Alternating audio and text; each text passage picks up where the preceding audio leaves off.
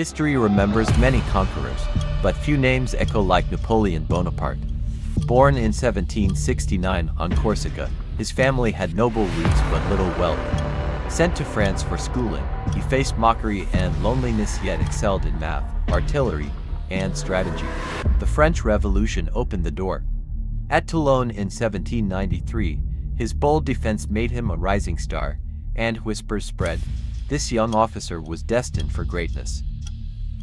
In 1796, Napoleon took command of the French army in Italy, a starving and ragged force.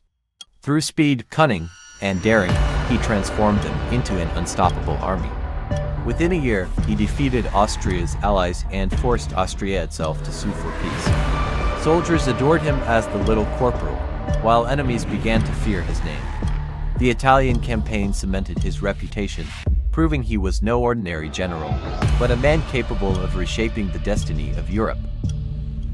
By 1799, France was unstable. Napoleon returned from Egypt, staged a coup, and became first consul.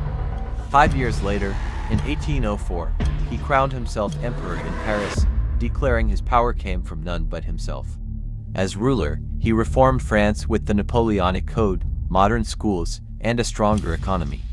He brought order after years of revolution, but with stability came ambition. Napoleon now dreamed of empire across Europe, and soon his armies would thunder across the continent. The Battle of Austerlitz in 1805 became Napoleon's masterpiece. Outnumbered, he lured the enemy into a trap and crushed the Austro-Russian army. Europe trembled at his genius. His empire stretched from Spain to Poland, with relatives ruling on foreign thrones. Yet resistance grew. Britain dominated the seas, Spanish guerrillas harassed his forces, and nationalism spread in occupied lands.